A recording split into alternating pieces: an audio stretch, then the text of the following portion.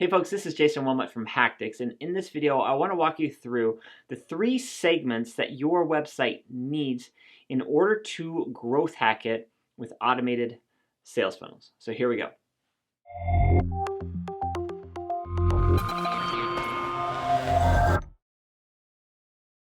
Alright guys, in this video what I want to do is I want to walk through these 3 important segments that your website needs to have in order for you to set up systems of growth hacking, specifically around funnel automation. Now I know there's a lot of talk about funnels, and I've been working with funnels for quite some time now, and I've been helping businesses build funnels to the tune of about $45 million that have helped them revenue. And I've spent hundreds of thousands of dollars online, so what I want to tell you it's not just like a little bit of theory. This has actually been in the real world and executing. So here we go. Now, primarily what we're talking about in this scenario are websites that are trying to acquire leads. We're not talking about e-commerce stores, so to speak. So in this video, this is just for businesses that are trying to, get leads, or this is for other growth hackers who are trying to get leads for businesses. That's something that I do. So here we go. When we're talking about websites, basically there's 3 core segments to this. And guys, this isn't like gospel. It doesn't have to be 3, but just like start your thinking here, okay? So segment number 1 is a landing page. You have to send in traffic or people click through and they're going to hit a landing page. However, I'm not a big believer in one-page websites, right? Where I see benefit is actually sending people to a landing page, and then if they're interested, then they move to something called a qualifying page. So on this qualifying page, then that is your call to action.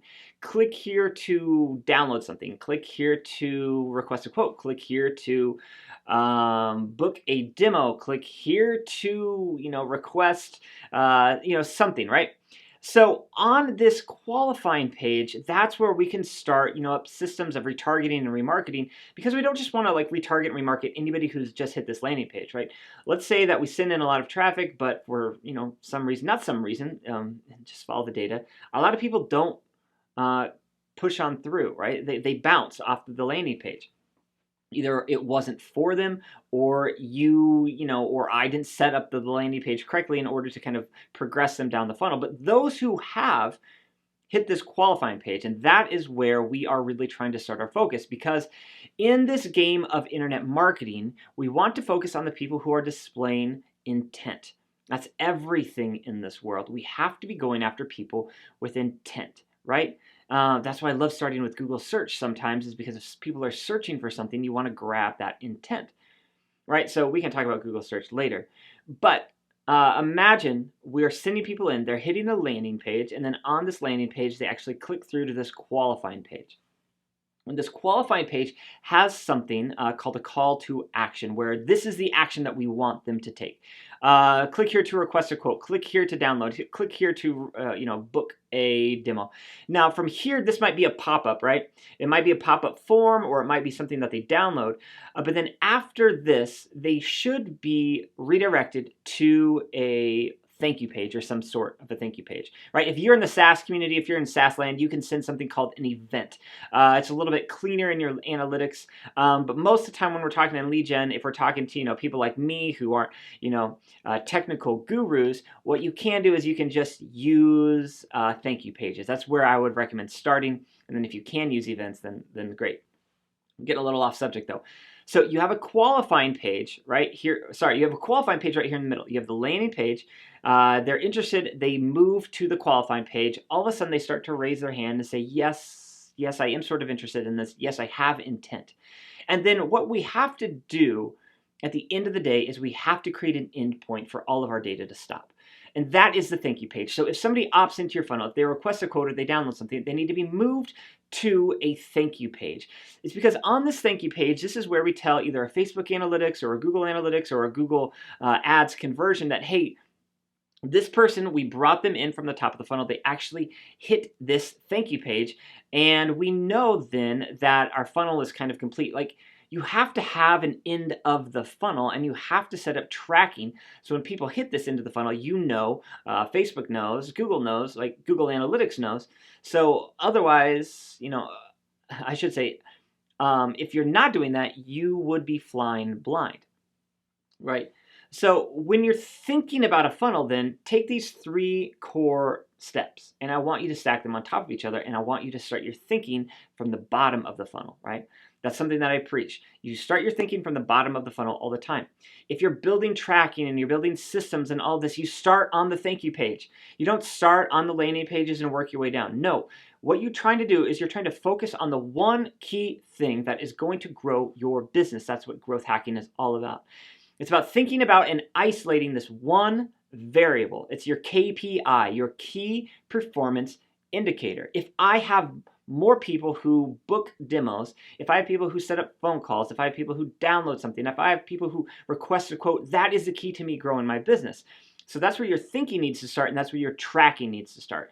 So we start our thinking and our tracking on these thank you pages, and then we kind of walk up a step to the qualifying pages. So let's say that these visitors hit this qualifying page, but they didn't hit this thank you page. Well, all of a sudden you have an incredible ability to start remarketing and retargeting people. And that's what I do on my website. So if you go to hacktics.com and you qualify yourself, you're going to start seeing remarketing ads, retargeting ads, because the people who've displayed intent are most likely to opt into my offer, opt into your offer, opt into everyone's offer. It just works that way, right? The people who have displayed the greatest amount of intent are most likely to either be customers or clients. And now that's not always the case. That's why I said most likely. But when you start your thinking at the thank you page and then at the qualifying page, then you can start thinking, okay, what do I need to do to get these people to move down to that thank you page? Is it another ad? Is it retargeting? Is it remarketing? Is it testimonials that I just need to get people's attention for, they leave my website, I can bring them back, right? That's the power of the qualifying page. If I'm setting up retargeting and remarketing, I just don't want to retarget everybody who's hit this landing page. Like, what if somebody just hit it for 2 minutes or 3 minutes, 2 seconds or 3 seconds, and then they just left? I don't want to spend any money on them, right? Maybe I want to throw like display ads in front of them just to stay top of mind, but I really don't want to run anything else. I want to start my advertising on the people who have displayed the greatest amount of intent. You want to advertise to your hottest leads first. And that's why we stack our thinking and we stack our segments kind of on top of each other when saying, okay, here's a thank you page, here's the qualifying page, and here's the landing page. Now, the last thing that I want to talk about is real cool, a way to exclude folks. So let's say that people have hit your thank you page and they have hit your thank you page, right? You have people who've opted into offer. You don't want to spend money on these people anymore, perhaps, in the same acquisition funnel. You want to boot them into another lead warming funnel, or maybe you want to set up like an email drip. That's what I would suggest, and that's what I teach. So when you start thinking about your website and you start segmenting it this way, it's very, very helpful, not only in acquisition, but also when it comes to giving your backend data, to thinking about this correctly, to thinking about your growth marketing aspects. So there you go, folks. That is how to growth hack using these 3 segments. Okay, if you enjoyed that video, I would encourage you to hit like, subscribe, leave a comment below. I'd love to engage with you there. Visit my website at hacktics.com where I teach people how to build unstoppable sales funnels, and I would love to teach you, and I would love for you to join the Hacktics community. Guys, thank you for your time. I appreciate it, and I hope to see you in the Hacktics community soon. All right, adios. Bye.